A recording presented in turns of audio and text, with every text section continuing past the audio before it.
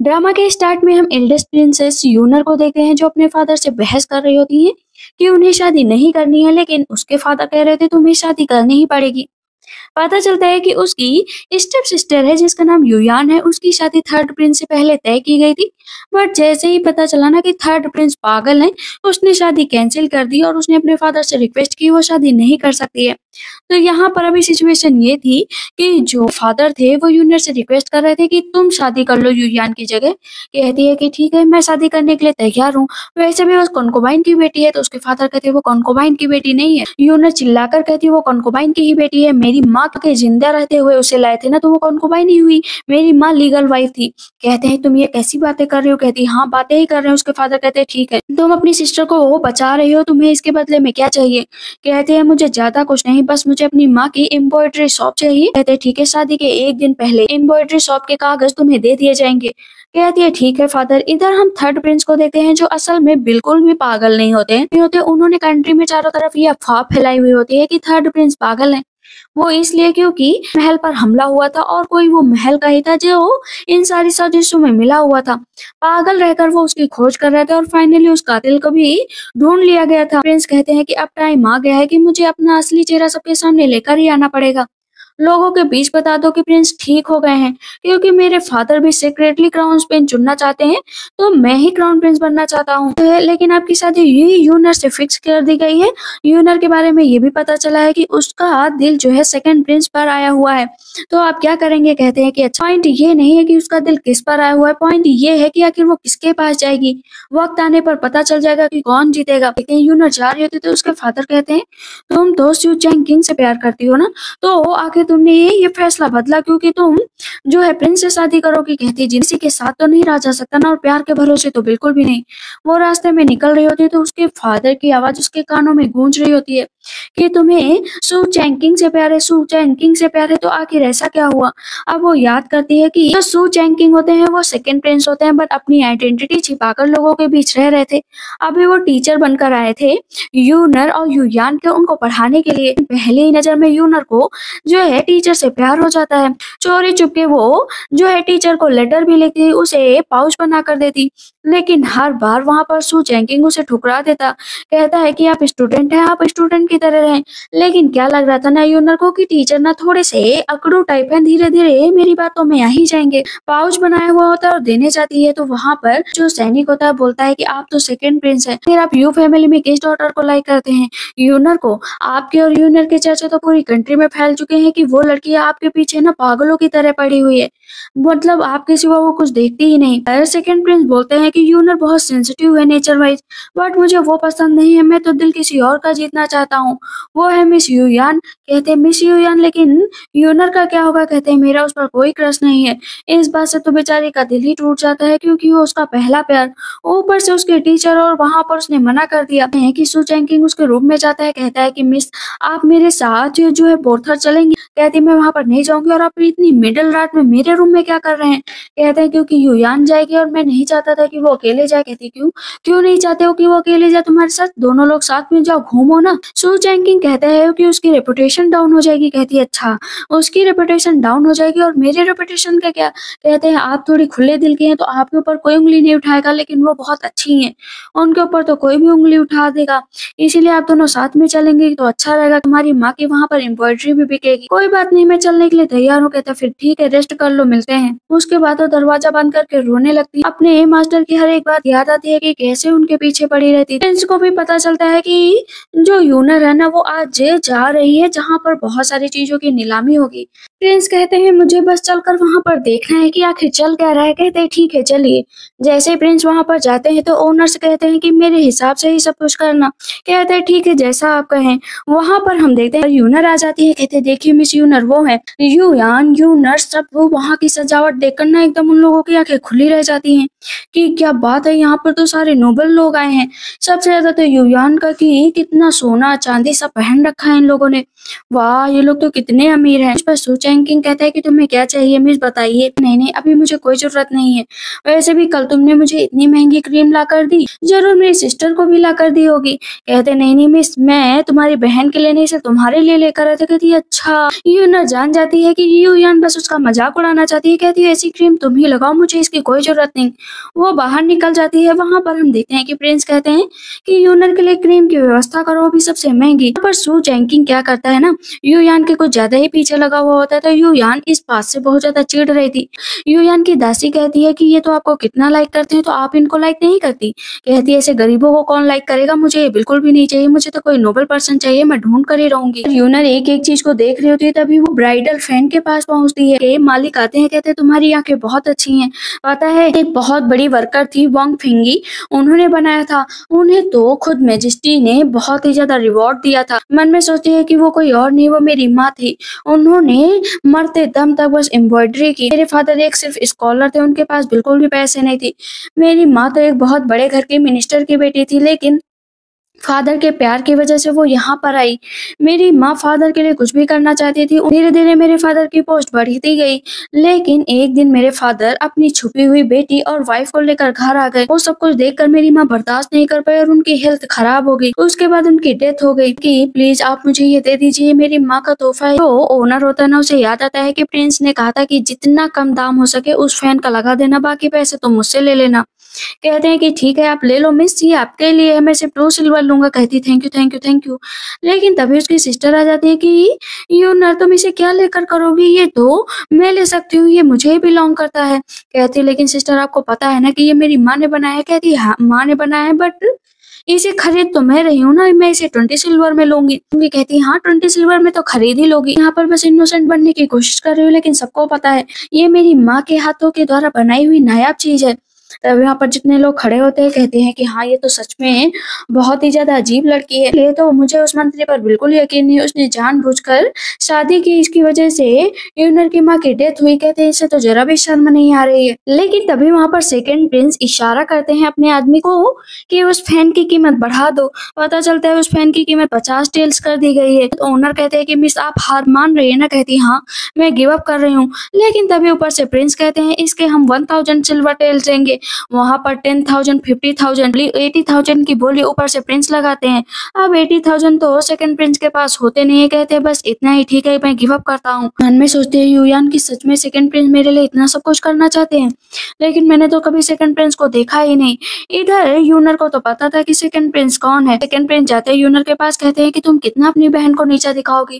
कहती नीचा भला मैंने कब नीचा दिखाया। कहते हैं कि पब्लिक में नीचा दिखा रही थी। कहती फैन के पास पहले मैं गई थी, वो मेरी माँ के हाथ का बना एम्ब्रॉयडरी फैन था, लेकिन तुम्हें क्यों इतनी दिक्कत हो रही।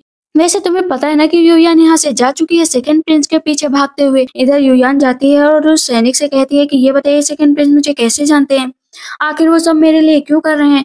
कहते हैं क्या मिस आपको कुछ समझ में नहीं आ रहा है कि वो आपके लिए क्यों कर रहे हैं सब कुछ। कहती है कि बताइए ना। कहते हैं कि बस गर्ल्स के लिए ब्लेसिंग है कि उनकी नजर तुम पर पड़ी। कहती है वाह सच में सेकंड प्रिंस मुझे लाइक करते हैं। तभी सेकंड प्रिंस जाते हैं यूयान के पीछे भागते हुए, कहते हैं कि चलो ना मैं तुम्हें घर छोड़ देता हूँ। कहती नहीं नहीं घर नहीं छोड़ना, सबसे पहले मुझे प्रिंस से मिलना जाना है, आज उन्होंने मेरी बहुत हेल्प की है। लेकिन पीछे से यूनर कह रही होती है कि यूयान उबाकर कैरेज में बैठ जाओ, रास्ते में डाकू मिल सकते हैं, तुम इस तरह मत जाओ। कहती डरने की क्या बात, मेरे साथ सू चैंकिंग चलेगा। पर कहती ठीक है कैरेज से ही चलते हैं। तीनों कैरेज में बैठ जाते हैं। पूरे टाइम यूयान और सू चैंकिंग आपस में बातें कर रहे होते हैं। तभी कैरेज रुक जाता है। पता चलता है बैंडिट ने अटैक कर दिया है। बैंडिट कहते हैं कि देखो तुम्हारे पास जो भी पैसे हो सब मुझे दे दो, और जो कैरेज में लड़कियां हैं वो भी मुझे दे दो। कहते हैं ऐसा तो होने से वहां पर सेकंड प्रिंस लड़ने लगते हैं। इतनी देर में जो दूसरा डाकू होता है ना, वो यूनर को लेकर जाने लगता है। सू चैंकिंग उसे बचाने ही जा रहा होता है, लेकिन जो यूयान होते हैं ना वो बहुत ही दुष्ट होती है, जानबूझकर बेहोश होने का नाटक करती है। कहती मेरी तबीयत बहुत खराब है। कहते लेकिन यूनर का क्या होगा। सेकंड प्रिंस यूनर को बचा नहीं पाते हैं। इधर बैंडिट जबरदस्ती उसको लेकर जा रहा होता है। वो कहती मुझे छोड़ दो प्लीज, मुझे छोड़ दो, पता नहीं है मैं मिनिस्टर की बेटी हूँ। कहता कोई भी मिनिस्टर की बेटी हो तुम मुझसे शादी करोगी और तुम मेरे पास ही रहोगी। कहती ऐसा तो नहीं होगा, कभी भी नहीं होगा, और उसको दांत से काट कर लेती है। भागने चलती है तो वो इस पर डाकू कहता है तुम ज्यादा भागने की कोशिश कर रहे हो तो मैं यहीं पर मार देता हूँ।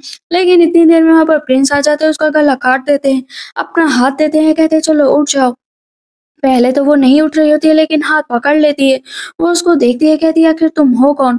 वो बेहोश हो जाती है तो प्रिंस उसको रोक लेते हैं। कहते हैं तुम कितनी सिली गर्ल हो। बेहोशी में ही वो पूरे टाइम सेकंड प्रिंस के बारे में सोच रही होती है कि वो उसको कितना प्यार करती है। हमेशा बीच में प्रिंस को रोक लिया करती थी कि मैंने तुम्हारे लिए इतनी अच्छी चीजें बनाई लेकिन तुम कभी भी एक्सेप्ट नहीं करते। वहां पर सू चैंकिंग ने ना एक पॉकेट अपने कमर पर बांध रखा था। वो उसे पकड़ती है, कहती इतना क्या प्यारा है, तुमने इसे अपनी कमर पर बांध कर रखा है। कहता है क्यों, ये मुझे दे दो। वो छीन लेती है और वो पानी में गिर जाता है। कहता है तुम्हारी इतनी हिम्मत, वो युयान ने मुझे दिया था, इतनी कीमती चीज तुमने पानी में गिरा दी। कहती माफ करना, पानी में गिरा दिया। वो पानी में कूद जाती है और ढूंढने लगती है। बहुत देर तक ढूंढती रहती है लेकिन वो पाउच नहीं मिलता है। तो सेकंड प्रिंस भी पानी के अंदर जाते हैं। कहते पागल हो गए हो, चलो निकलो। कहती है मैंने ढूंढ लिया, ले लो ये तुम्हारे लिए। कहता है कि तुम कितनी भी ट्रिक खेल लो लेकिन मैं तुम्हारे प्यार में कभी भी नहीं पड़ूंगा, ना ही मैं तुमसे प्यार करता हूँ। कहती है मैं चाहती भी नहीं हूँ कि तुम मुझसे प्यार करो लेकिन धीरे धीरे आगे चलकर तुम्हें एहसास होगा कि तुम मेरे सिवा किसी को चाह ही नहीं सकते, क्योंकि मैं ही हूँ तुम्हारे दिल के करीब। कहता है निकलो यहाँ से। कहती है निकल जाऊंगी लेकिन मुझे पता है कि तुम एक दिन मुझसे जरूर प्यार करोगे और तुम मुझे रिजेक्ट भी नहीं कर पाओगे। वो उसका हाथ पकड़ लेती है। कहता हाथ छोड़ो मेरा। कहती है कि चाहे जहाँ जाओ मैं तुम्हारे पीछे ही आऊंगी। आंखें खोलती है तो देखती है कि उसकी बहन अभी भी नाटक कर रही होती है। मेरी सिस्टर तो नोबल सिस्टर है, वो मुझे जरूर डांटेगी कि मेरी वजह से उसके साथ ये सब कुछ हुआ, मैं ही हूँ सारी जिम्मेदार। कहती है क्या हुआ, क्यों रो रही हो? जानबूझकर यूया नीचे गिर जाती है कि बहन ने मुझे धक्का दे दिया। कहती है मैंने कब तुम्हें धक्का दिया? कहती है कि मैं जानती हूँ बहन तुम मुझसे बहुत नाराज हो। सेकंड प्रिंस कहते हैं तुम अपनी बहन के साथ ऐसे कैसे कर सकती हो? कहती है यूनर तुम अंधे हो क्या, तुम्हें दिखाई नहीं देता कि इसने मेरे साथ क्या किया? यूनर का हाथ पकड़ लेती है। कहती बहन प्लीज मुझे माफ कर दो, माफ कर दो। और बहुत तेज से ना उसके पैर पर अपने हाथ से मरोड़ देती है।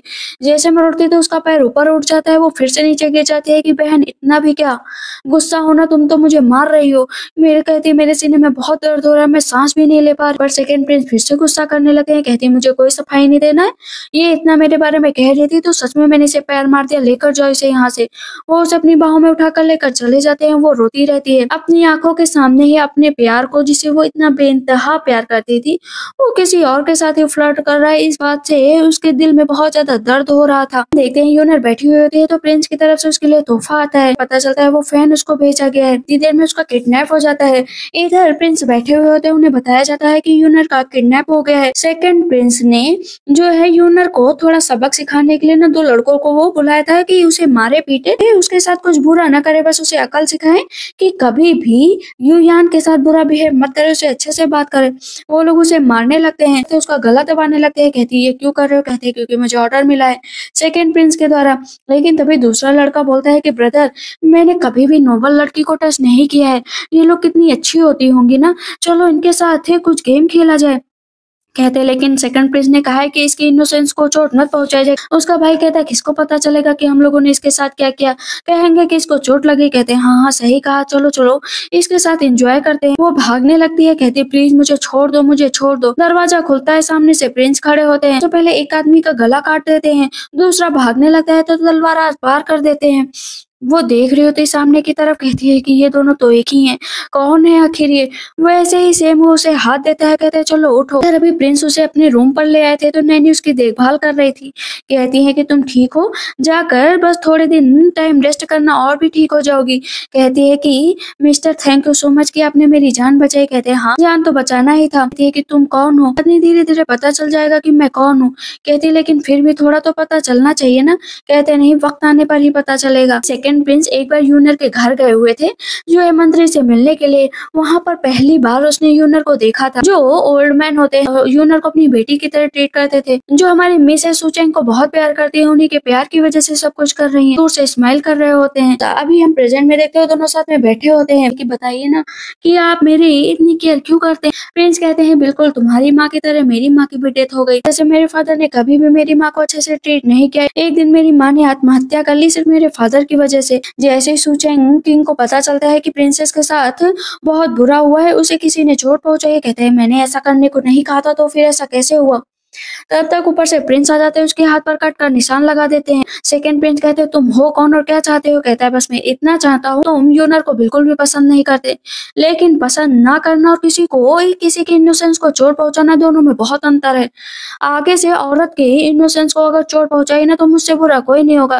कहते हो कौन आखिर? कहते कोई नहीं, इतना याद रखो कि तुम्हें दोबारा काम नहीं करना है। बहुत सारा डाउरी इकट्ठा करते हैं प्रिंस जो है यूनर को देने के लिए। सैनिक कहता है इतना सारा सामान प्लीज मुझे दे दीजिए थोड़ा। कहते तुम्हारे लिए नहीं है, सिर्फ उसके लिए। कहते लेकिन ये तो बहुत कीमती चीज है। कहते हाँ क्योंकि वो क्राउन प्रिंसेस बनने वाली है। अभी हम यूनर को देखते हैं अपने फादर के लिए ना टी लेकर गई होती है, तो उसके फादर कहते तुम्हारे चेहरे पर ये चोट कैसे लगी? कहती फादर आप अभी भी मेरी केयर करते हैं क्या? मुझे तो लगा था कि आप मुझे अपनी बेटी के रूप में ही नहीं मानते हैं। फादर ना बहुत ऐसे गुस्सा करते हैं और कप का प्याला नीचे गिरा देते हैं। कहते मैं तुम्हारा दुश्मन नहीं हो जो तुम मुझसे 24 घंटे बस गुस्से में ही बात किया करती हो। वो टूटे हुए कप को उठा लेती है, ऊपर रख देती है कि उसके फादर कहते हैं क्या करने की कोशिश कर रही हो? और बाहर माँ बेटी दोनों सुन लेते हैं कि अंदर बाप बेटी लड़ाई कर रहे हैं, तो कान लगाकर सुनने लगती हैं। उसके फादर कहते हैं कि सू चैंकिंग तुम्हें इतना प्यार करता है तो तुम उससे शादी क्यों नहीं कर लेते? तुम उस पागल प्रिंस से शादी क्यों कर रही हो? कहती फादर ये मेरा डिसीजन है कि मुझे किससे शादी करनी है किससे शादी नहीं करनी है। उसके फादर हाथ उठा लेते हैं। कहती है कि फादर बस शादी होने ही वाली है, मुझे मेरी माँ के शॉप के पेपर दे दीजिए। उसके फादर उसको दे देते हैं, लेकिन तभी वहां पर कॉन्कुबाइन आ जाती है कि आप इसे ये शॉप नहीं दे सकते, ये मेरी बेटी का हक है। अगर आप इसे दे देंगे तो अब मेरी बेटी को क्या मिलेगा? आपने यूयान के बारे में तो सोचा ही नहीं।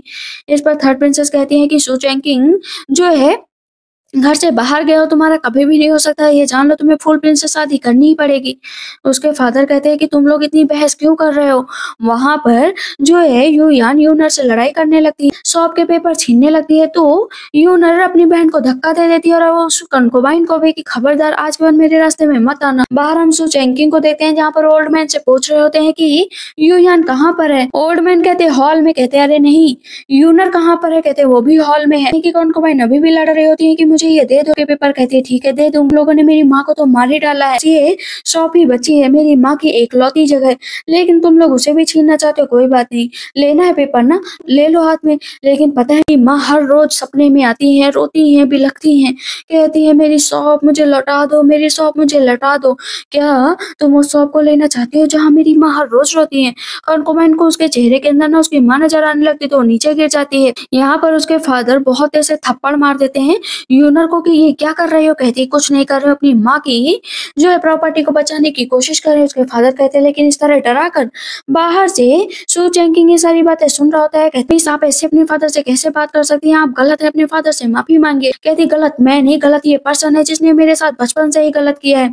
वहां पर उसके फादर सीने में दर्द होने लगता है, वो नीचे बैठ जाते हैं। कहते इसको लेकर जाओ, आज के बाद से ये मेरी बेटी नहीं है। कहती है अच्छा मैं आपकी बेटी नहीं हूँ, कोई बात नहीं, आज ये आखिरी टी थी मैं जो आपके पास लेकर आई थी, आपने ही मुझे सिखाया था कि कैसे लोगों को सर्व किया जाता है। वो बचपन का सीन याद करती है कि उसके फादर अक्सर उसकी माँ के पास आया करते थे, तो उसे ये सिखाते थे कि किसी को टी कैसे सर्व किया जाता है। उन दोनों के बीच बहुत अच्छा प्यार भी था, लेकिन आज कप भी टूटा हुआ था, दिल भी टूटे हुए थे, रिश्ते भी टूटे हुए थे, और सबसे ज्यादा टूटी हुई थी यूनर। कहती है फादर आपने तो बहुत पहले ही रिश्ता तोड़ दिया था, आज मैं अपनी तरफ से सारे रिश्ते खत्म कर रही हूँ।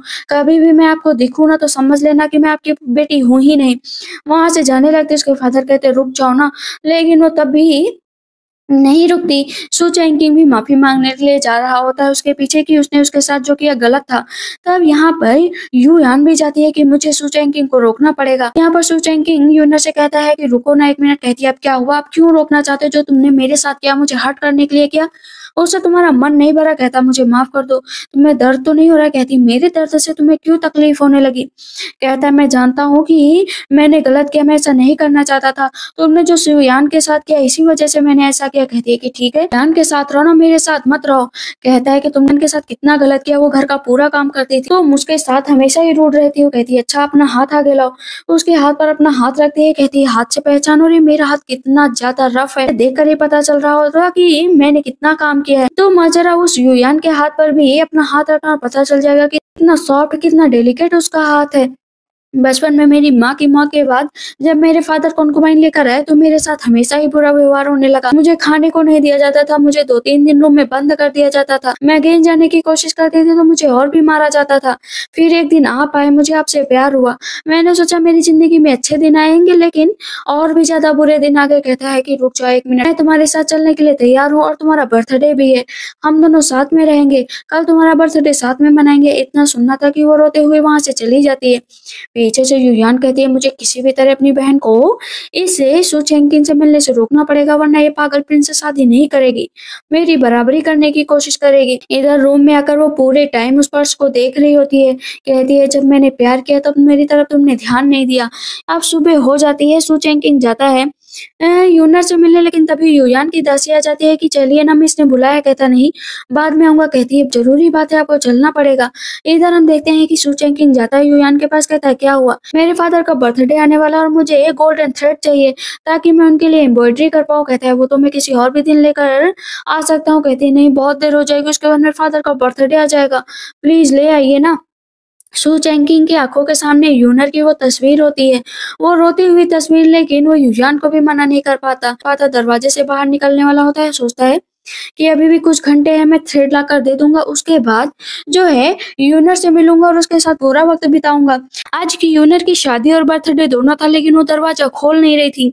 सब कहते हैं ये दरवाजा क्यों नहीं खोल रहे। तभी वहां पर युयान की दासी आती है। कहती है कि मिस यून, आप ना इंतजार मत करिए जो है सु चेंकिंग का, क्योंकि वो तो आने से रहे मेरी मिस के साथ, वो अपना टाइम बिताएंगी, वो तो थ्रेड लेने गए। आप ना बस रोती रहिए, उनका इंतजार मत करिए, शादी कर लीजिए।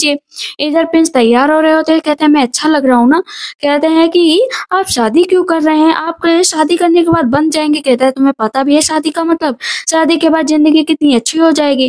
कहता है कि अच्छा एक बात बताइए प्रिंस, आपने कभी किस किया है? कहते तुमने कभी किया है? तुम्हें पता भी है किस क्या होता है और मुझे बता रहे हो? तो यहाँ पर सैनिक आता है, बताता है कि वो मिस जो है ना दरवाजा नहीं खोल रही है, चेंकिंग ने वादा किया था आने का, लेकिन वो आए नहीं। अब यहाँ पर ओल्ड मैन अभी भी रिक्वेस्ट कर रहे हैं मिस खोल दीजिए, खोल दीजिए। अभी सैनिक गुस्सा कर रहा होता है कि यूनर कहीं यहाँ धोखा ना दे दे, प्रिंस आपकी बेइज्जती हो जाएगी, आपको वहाँ पर चलना पड़ेगा। कहता है इसकी जरूरत नहीं है, मुझे विश्वास है कि वो दरवाजा जरूर खोलेगी। यूनर दरवाजा खोल देती है, खुशी खुशी चलो चलो जल्दी अंदर आ जाओ, बहुत टाइम मुझे लगा।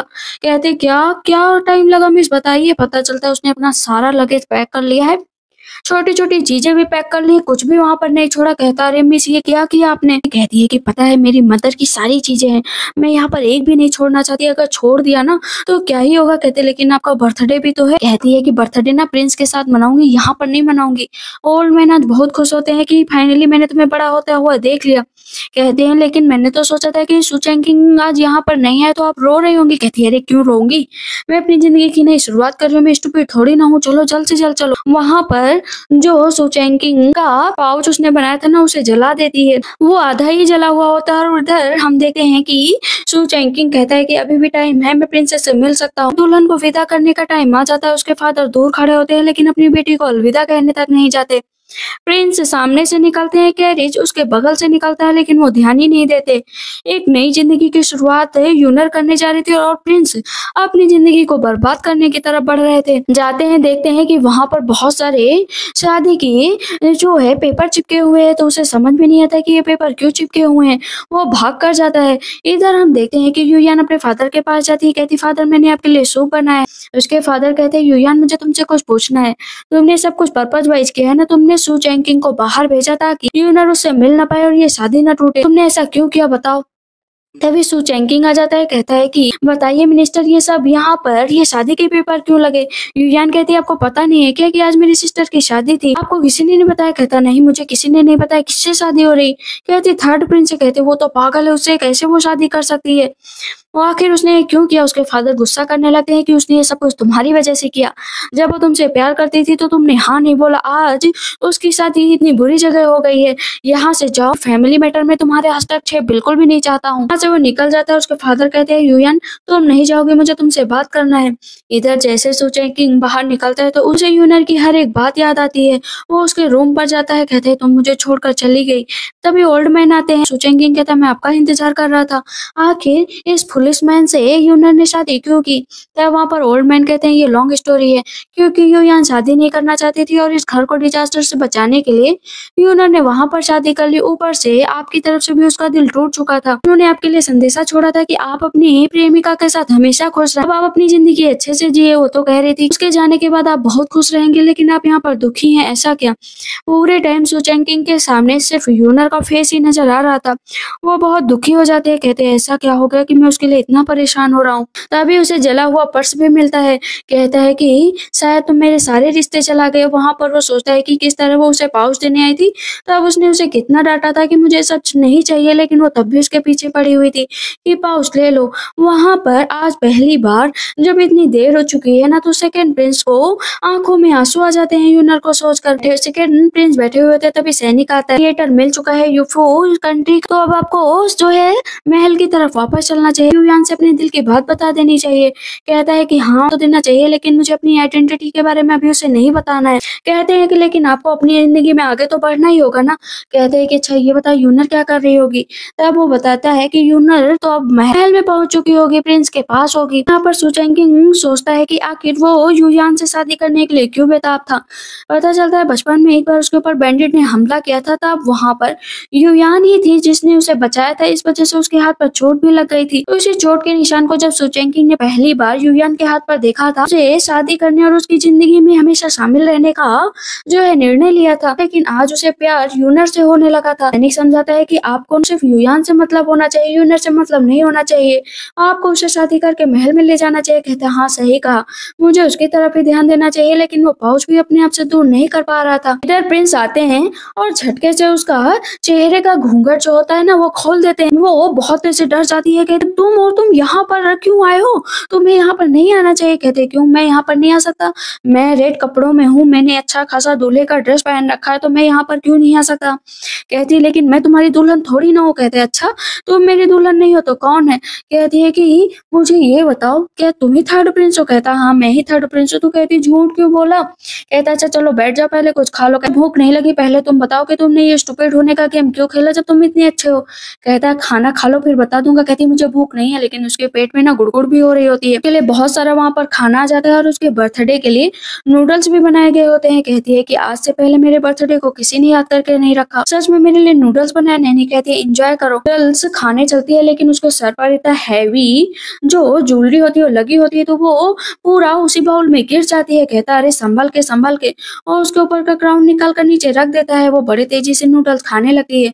वहां पर वो बताता है कि मैंने ये बस रूमर्स फैलाया था ताकि मैं एनिमी को पकड़ पाऊं। फादर मुझे बिल्कुल भी लाइक नहीं करते, लेकिन उनकी नजरों में मुझे ऊपर उठना है ताकि वो मुझे क्राउन प्रिंस बना सके। तुम जब सुबह बाहर निकलोगी तो अच्छे से निकलना। यहाँ पर क्वीन मदर है, उनसे बचकर रहना। उनके सामने एक्टिंग करनी पड़े ना तो कर लेना। कहती है ठीक है मैं कर लूंगी। यूनर नीचे जमीन पर बैठ जाती है और प्रिंस को ग्रीट करने लगती है कि आपकी वजह से मेरी माँ का ये फैन मुझे मिला है, धन्यवाद। कहता है कि तुम मेरी वाइफ हो, इस तरह धन्यवाद मत बोलो। तब यहाँ पर बिस्तर आ जाता है। बिस्तर पर वहाँ पर मूंगफली वगैरह सब डाल दी जाती है, साथ में एक व्हाइट कपड़ा कि वो दोनों नाइट स्पेंड करेंगे। वो उन लोगों को ऐसे कपड़ा बिछाते हुए देखती है, बिस्तर साफ करते हुए। तभी उसके चेहरे से ना पसीना निकलने लगता है यूनर के कि नहीं नहीं नहीं मैं ये सब चीजें नहीं चाहती हूँ। कहते मिस आप अपनी नाइट एंजॉय कीजिए। वो बैठा हुआ होता है। कहता तुम भी बैठो, तो दूर बैठ जाती है। कहता दूर क्यों बैठी हो, पास में आ जाओ।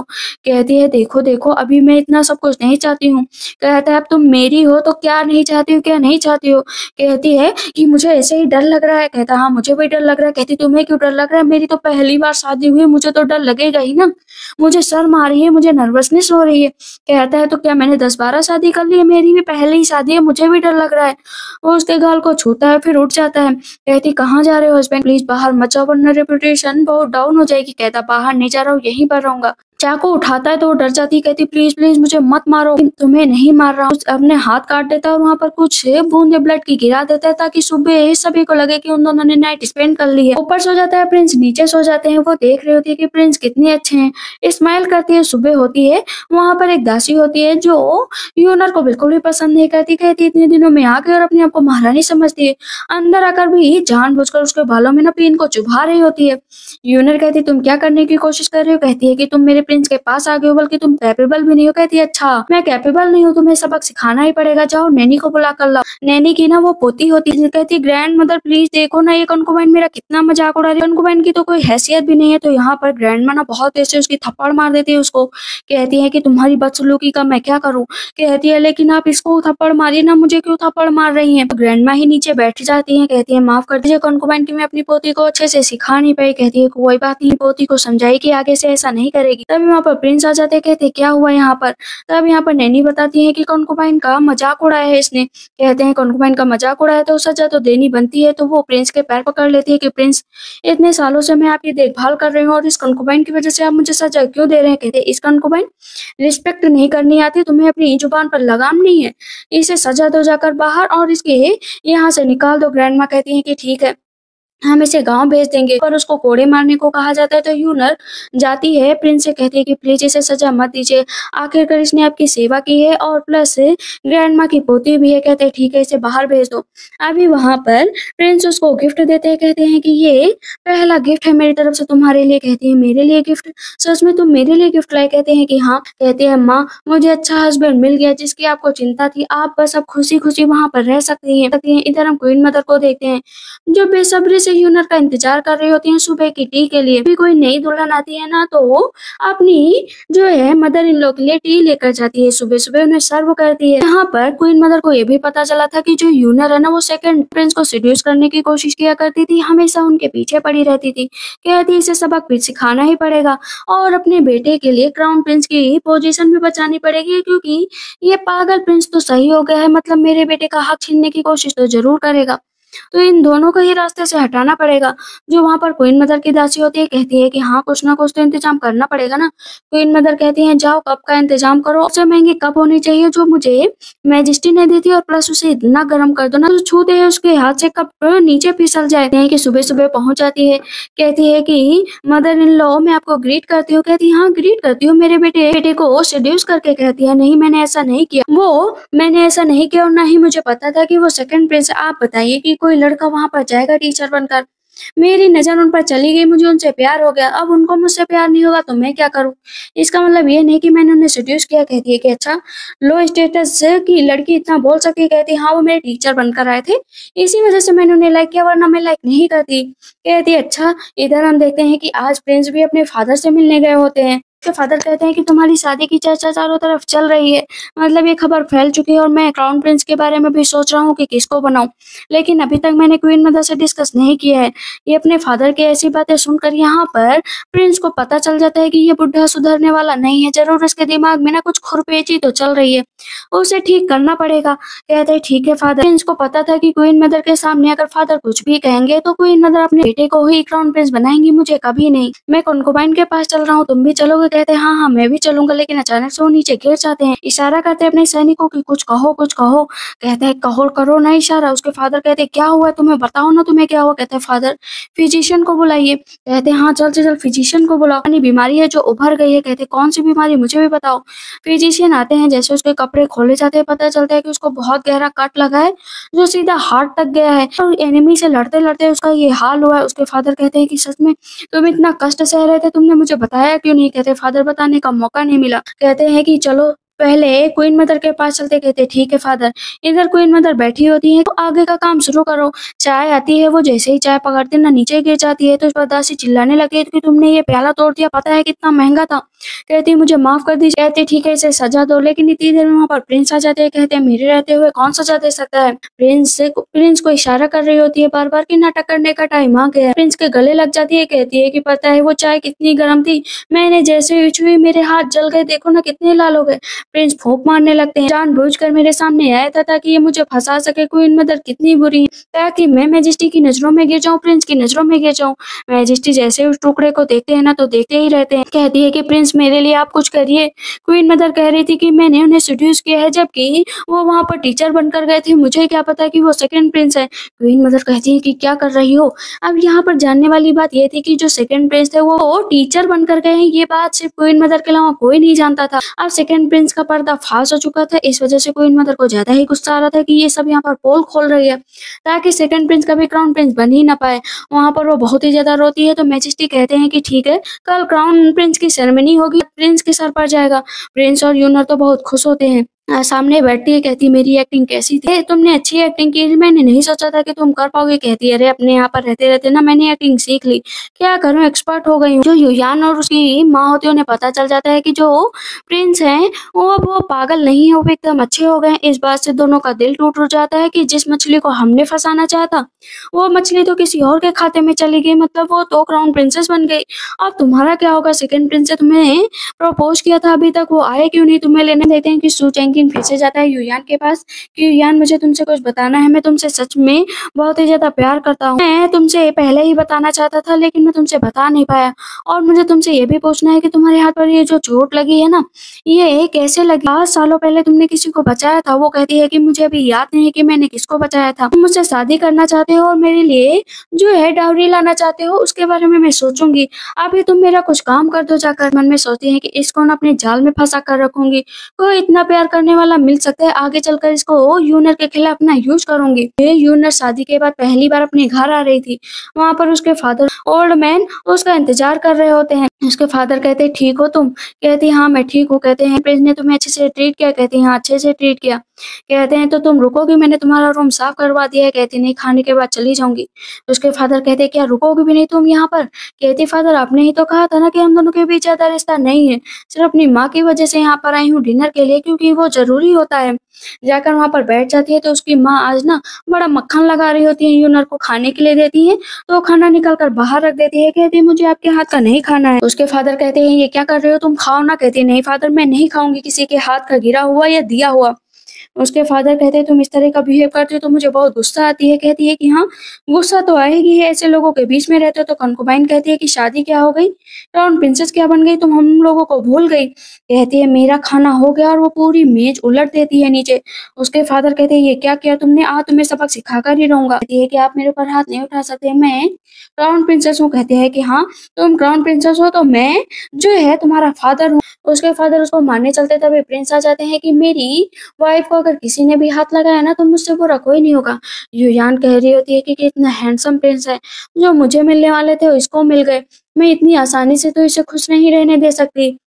तभी पता चलता है कि जो सू चैंकिंग है ना उस पर किसी एनिमल ने हमला कर दिया और बहुत ज्यादा चोट लग गई है। युयान होती है ना, उसे व्हाइट फ्लावर लाने के लिए पहाड़ों पर भेजा था। युयान को अच्छा मौका मिल जाता है। कहती है अच्छा सू चैंकिंग ने मुझसे कहा था कि यूनर आने वाली है इसलिए वो उसके लिए गिफ्ट लाना चाहता था, लगता है उसके प्यार में उसको इतनी चोट लग गई है। कहती है कि प्यार में चोट लग गई, भला मेरे प्यार में क्यों चोट लगेगी, मैं उससे कोई प्यार नहीं करती, मेरा प्यार तो कब का खत्म हो गया। प्रिंस उसका हाथ पकड़ कर जाने लगते हैं लेकिन तभी युयान कहती 1 मिनट रुको। कहती क्या हुआ? वहां पर वो जला हुआ पाउच मिल जाता है। कहती देखो प्यार की निशानी।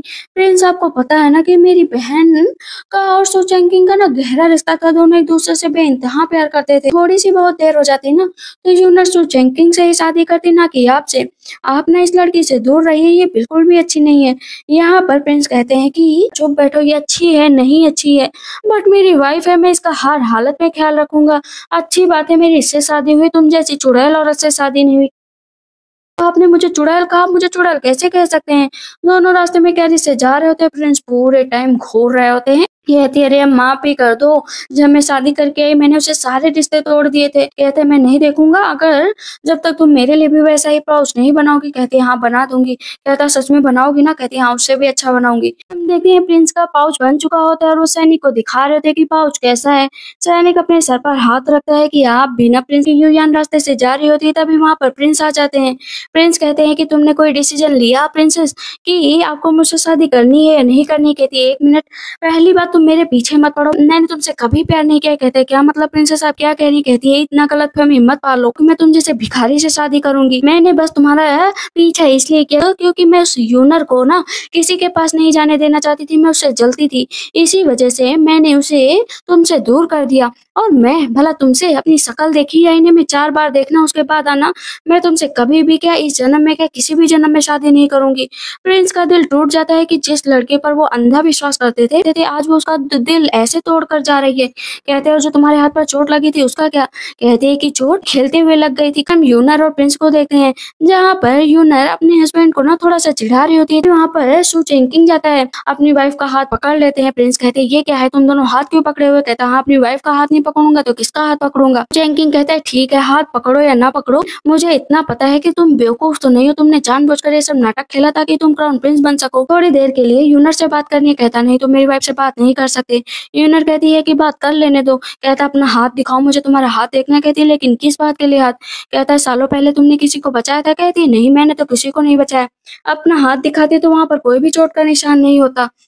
कहता है इम्पॉसिबल, ये ऐसे कैसे हो सकता है? कहते हैं कि प्रिंस जैसे ही अपनी माँ के पास जाते हैं तो उसकी माँ बहुत ऐसे थप्पड़ मार देती है कि ये तुम जैसा बेटा ना होता तो अच्छा होता। कहता है मदर, मैं आप मुझे क्राउन प्रिंस बनाना चाहते हैं लेकिन मैं उसमें कभी भी इंटरेस्टेड नहीं था, मैं क्राउन प्रिंस नहीं बनूंगा और ना ही मुझे वो पोजीशन चाहिए। कहते हैं उसकी माँ बहुत ज्यादा उदास हो जाती है कि मैं अपने बेटे के लिए इतना कुछ कर रही हूँ लेकिन ये है कि संभलने का नाम नहीं लेता। दासी बताती है कि उससे यूनर को रास्ते से हटा दो तो आपके बेटे का दुख भी दूर हो जाएगा, वो उसे भूल जाएगा और क्राउन प्रिंस भी बन जाएगा। कहती है ठीक है। देखते हैं प्रिंस यूनर से कहते हैं कि तुमने जो है सू चैंकिंग से झूठ क्यों बोला? कहती है कि अरे उससे मुझे क्या ही मतलब, उससे मैंने झूठ बोल दिया, क्या पता उसके अंदर की फीलिंग दोबारा जग जाती। कहता है कि अच्छा अगर फीलिंग जग जाती कि तो क्या तुम उसके पास चली जाती, तुम उससे दोबारा प्यार करने लग? कहती है ऐसा क्यों सोच रहे हो, ऐसा हो सकता है शादी के बाद? उसका गला पकड़ लेता है कि मुझसे दूर जाने की कोशिश तो बिल्कुल मत करना। सू चैंकिंग ने ना बुलाया था युयान को महल में कि उससे मिलना है और उसका स्वागत बहुत अच्छे से करना है। बहुत घबरा रही होती है कि मदर मैं कभी भी सेकंड प्रिंस से नहीं मिली, पता नहीं वहां पर क्या हाल होगा। वहां पर यूनर भी आ जाती है। युयान कहती है तुम्हें भी बुलाया है क्या? यूनर कहती है अच्छा तुम्हें भी बुलाया है क्या? मेरा तो घर है, मैं तो जाऊंगी ही। कहती है अच्छा ठीक है चलो आज निपट लेंगे, वैसे भी सेकंड प्रिंस मुझे बहुत एडमायर कर रहे हैं, मेरी शादी हो जाएगी ना तो मैं तुमसे निपट लूंगी। कहती हाँ, एक घर में रहेंगे तो निपटना आसान रहेगा। महल में चारों तरफ लोग बैठे हुए होते, सब बात कर रहे होते कि दो फैमिली की दोनों बेटियां कितनी लकी हैं, फर्स्ट और सेकंड प्रिंस से दोनों बेटियों की शादी हो रही है। सैनिक आता है वहां पर एक डॉग लेकर आया। सैनिक कहता है कि आपको इस कुत्ते की डोर पकड़नी पड़ेगी, यही आपको प्रिंस के पास ले जाएगा। कहती नहीं नहीं प्लीज ऐसा मत करो। यहाँ पर यूनर कहती है कि ये कुत्ता क्यों आया है? कहता है क्योंकि इस युयान को कुत्तों से बहुत डर लगता है ना, लगता है आज इस युयान की हालत डाउन होने वाली है। तभी वहां पर सेकंड प्रिंस आ जाते हैं। जैसे जैसे आते हैं तो यहाँ पर सबसे ज्यादा धक्का पहुंचता है युयान की कि तुम सेकंड प्रिंस हो, ऐसे कैसे हो सकता है? कहते हैं हाँ मिस चलिए बैठ जाइए आप यहाँ पर। उसके लिए एक स्टूल आता है, वो उस पर बैठ जाती है। कहता है मिस बताइए आप क्या कहना चाहेंगी? कहती है कि मुझे नहीं पता था कि तुम सेकंड प्रिंस हो। कहता अच्छा पता चल भी जाता तो क्या कर लेती? कहती है कि मुझे माफ कर दो, मुझसे गलती हो गई। उसका जाकर गला पकड़ लेता है। कहता है मैंने तुम पर अंधा विश्वास किया, तुमने मेरे साथ क्या किया? धोखा दिया, शुरू से धोखा दिया, जबकि मैं तुमसे पूछता रहा लेकिन तुम मेरे सामने सिर्फ इनोसेंट बनने का नाटक करती रही। वहां पर युयान यूनर की तरफ देखती है। कहती तुम्हें पता था कि ये क्राउन प्रिंस है, फिर तुमने मुझे क्यों नहीं बताया? तुम नहीं चाहती थी कि मैं कभी खुश रहूं, इसी वजह से तुमने ऐसा किया। नहीं कहता है युयान को थप्पड़ मार देता है कि इससे जो कुछ भी हुआ है उसका इल्जाम तुम दूसरे पर नहीं लगा सकती, इसकी गुनहगार तुम खुद हो। सब वहां पर मजाक उड़ाने लगते हैं कि कितनी दुष्ट लड़की है। सेकंड प्रिंस कहते हैं युयान तुम मुझसे शादी करना चाहते हो ना, कर लो, लेकिन मेरी एक खास चीज से तुम्हें शादी करनी पड़ेगी, इस कुत्ते से। क्या इस पर उसकी माँ कहती है तुम मेरी बेटी की रेपुटेशन मत डाउन करो। कहते हैं रेपुटेशन तो डाउन होकर ही रहेगी, इसकी शादी एक कुत्ते से होगी और इसको कोई भी नहीं रोक सका। कहती है प्लीज मेरे साथ ऐसा मत करो मत करो, मैं नोबल डॉटर हूँ। कहते हैं नोबल डॉटर हूँ ना इसलिए कुत्ते से शादी करवा रहा हूँ, वरना गधे से करवा देता। पर जबरदस्ती उसको ले जाया जाता है। वहाँ पर बैंडिट अटैक कर देते हैं। जो है यूनर को बचाने के लिए सेकंड प्रिंस आगे आ जाते हैं। सेकंड प्रिंस को चोट लग जाती है। तो चैंकिंग से कहती है तुमने ऐसा क्यों किया? कहता है मुझे माफ कर दो, मैं तुम्हें पहचान नहीं पाया, सालों पहले तुमने मेरी जान बचाई लेकिन युयान के प्यार में फंसता चला गया। कहती जो कुछ भी हो उसे भूल जाओ, मेरा और तुम्हारा वैसे भी कुछ भी नहीं हो सकता, तुम अपनी जिंदगी में आगे बढ़ो, तुम्हें तुम्हारी होने वाली प्रेमिका जल्द ही मिल जाएगी। यूनर मन में सोचती है कि अब प्रिंस के साथ वक्त बिताने का टाइम आ गया है। प्रिंस जाते हैं, कहते हैं क्या हुआ, तुम आज यहाँ पर क्या कर रही हो? कहती है कि सुनो मुझे तुमसे कुछ कहना है, बहुत टाइम हो गया हम लोग फर्स्ट नाइट भी नहीं स्पेंड हुए। कहता क्या कहने की कोशिश कर रही हो, इतना दिन है तुम ये बकवास कर रही हो? कहती हूँ बकवास नहीं कर रही हूँ, सच में कह रही हूँ। क्या तुम मेरे साथ नाइट स्पेंड नहीं करना चाहते? कहता है नाइट कहाँ दिन है, सच में तुम नहीं कर सकते क्या सब कुछ? कैसे कह रही हूँ, मैं असली मैन हूँ, असली मैन। कहता है उन दोनों की वहाँ पर नाइट स्पेंड होती है। बाहर उसके फादर खड़े होते हैं जो जो है यूनर से कह रहे होते कि मेरी बेटी को छोड़ दो, नहीं उस युआन को मैं कभी भी नहीं छुड़ाऊंगी। आपको पता है कि युआन ने मेरे साथ क्या किया? अब जाकर जो है ओल्ड मैन से पूछना, वो आपको सारी बातें बता देंगे। घर जाते हैं तो उसको कॉन्कुबाइन कहती है मेरी बेटी कहाँ पर है? कहते मैं उसे नहीं ला पाया, वो चिल्ला रही होती है। यहाँ पर सबसे पहले उसके फादर जाते हैं ओल्ड मैन के पास और एक एक चीज की जब जानकारी निकालते हैं तो उन्हें बहुत दुख होता है कि उसकी बेटी ने कितने कष्ट सहे, लेकिन कॉन्कुबाइन के चक्कर में कभी उसने यूनर पर ध्यान ही नहीं दिया। इधर अब यूनर को मारने का प्लान तैयार कर लिया जाता है, क्योंकि आज उसकी मदर की जो है डेथ एनिवर्सरी थी, वो उनके ही कब्र पर जाने वाली थी। प्रिंस कहते हैं सोच समझ कर जाना, कहते आप भी जल्दी आ जाना, मैं भी जल्दी आ जाऊंगी। यहाँ बाहर निकलते तो उसके फादर खड़े होते हैं। कहती है फादर आप यहाँ पर क्या कर रहे हैं? कहते हैं मैं भी तुम्हारी मदर के पास चलना चाहता हूँ। इधर प्रिंस को पता चल जाता है कि यूनर पर हमला होने वाला है। कहते जल्द से जल्द चलो। इधर वो अपनी मदर को याद कर रहे होते हैं। उसके फादर कहते क्या तुम यहाँ पर हर साल आती हो? कहती हाँ फादर हर साल आती हूँ, लेकिन तभी वहां पर बैंडिट अटैक करते हैं उसको मारने के लिए। उसके फादर कहते हैं चलो भागो यहाँ से। वो दोनों ही भाग रहे होते हैं। यूनर नीचे गिर जाती है। जैसे ही सैनिक उसको मारने चलते हैं तो उसके फादर सामने आ जाते हैं। उसके फादर वहां पर नीचे गिर जाते हैं। कहते हैं कि मुझे माफ कर दो। कम से कम वो 10 बार बोलते हैं मुझे माफ कर दो, मुझे माफ कर दो, मुझसे गलती हो गई। कहते हैं फादर माँ तो मुझे छोड़कर चली गई, अब जब आपको रियलाइज हुआ प्लीज मुझे छोड़कर मत जाओ। लेकिन उसके फादर की वहां पर डेथ हो जाती है। पर सेकंड प्रिंस को पता चल जाता है कि ये सब उसकी माँ की वजह से हुआ। वो अपनी माँ को जाकर कह देता है कि माँ आज के बाद से मेरा और तुम्हारा कोई रिश्ता नहीं है, मैं आपसे सारे रिश्ते खत्म करके ये जगह ही छोड़कर जा रहा हूँ। मैं सिर्फ देश विदेश घूमूंगा, मुझे इस राजगद्दी का कोई शौक नहीं है।